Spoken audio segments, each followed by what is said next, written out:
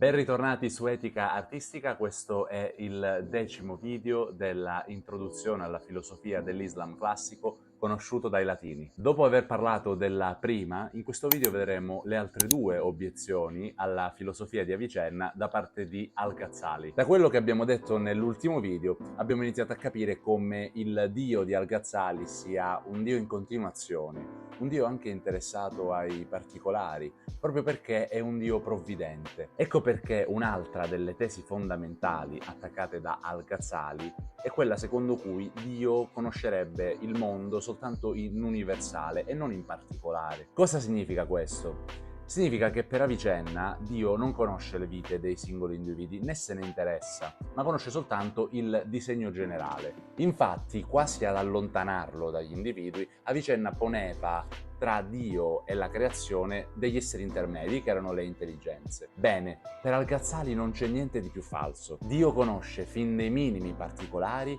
ogni singolo dettaglio. D'altronde, come potrebbe non conoscerlo, essendo onnisciente? Ma attenzione, perché le conseguenze pratiche di questa visione sono molto profonde. Infatti, proprio perché Dio conosce nel dettaglio le vite dei singoli individui e se ne interessa, questo Dio può essere un Dio remuneratore e un Dio provvidente, un Dio che non ha niente a che vedere con la sua copia distaccata presentata da Avicenna. Dio infatti è assolutamente interessato alla vita di ognuno dei suoi figli. Proprio per questo ci osserva, ha dei piani per noi e all'occorrenza può anche premiarci. E anche la terza obiezione poi posta da Al-Ghazali alla dottrina di Avicenna si basa un po' su questo discorso. Al-Ghazali critica in generale, come avete potuto capire, tutto ciò che è troppo filosofico in Avicenna e che quindi non rispetta in maniera adeguata la fede. Ecco perché Al-Ghazali prende di mira anche la visione troppo razionale e filosofica dell'escatologia in Avicenna. L'escatologia sarebbe ciò che concerne il destino ultimo dell'essere umano. Anche in questo caso Al-Ghazali cerca di riavvicinare la filosofia il più possibile alla rivelazione coranica. Per Avicenna, infatti, e ne abbiamo parlato in un video precedente, il filosofo, l'intellettuale e in generale anche il poeta, il santo sono degli intellettuali, sono coloro i quali riescono a collegarsi con la decima intelligenza attraverso però le proprie capacità intellettuali e attraverso il proprio lavoro.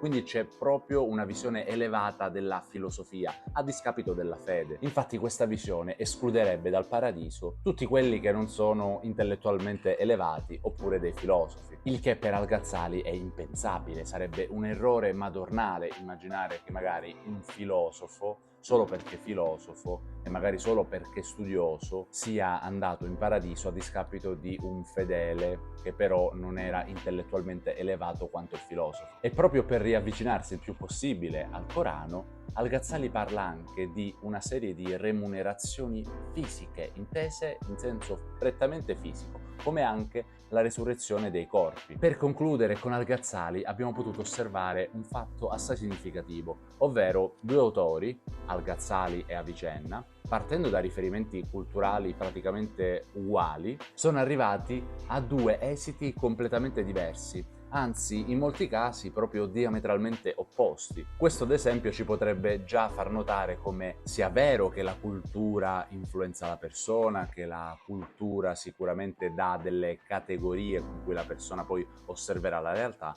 però la personalità poi della persona sarà una matrice importantissima per la restituzione di un pensiero. In generale, comunque, Al-Ghazali abbiamo potuto osservare come sia un vero e proprio teologo, molto più religioso sicuramente di Avicenna. Forse in alcuni casi potremmo addirittura pensare che Al-Ghazali abbia avuto anche un po' paura della filosofia, ovvero del filosofare su argomenti di fede, e quindi cercava in tutti i modi di chiudersi all'interno, se vogliamo, di dogmi e di un'ortodossia che però comunque rimane molto ma molto affascinante. A partire dal prossimo video ci occuperemo di quello che Dante definì il commentatore, ovvero Averroè. E Averroè è un pensatore straordinario sia perché forse fu quello che influenzò maggiormente i nostri pensatori medievali, ma soprattutto perché si occuperà in maniera diffusa all'interno delle sue opere del rapporto rapporto tra filosofia e fede. Se vi è piaciuto il video, mi raccomando, non dimenticate di mettere mi piace. Se poi volete rimanere sempre aggiornati sui video e sulle ultime uscite, mi raccomando, iscrivetevi al canale e noi ci vediamo sempre qui con il prossimo video su etica artistica. Ciao!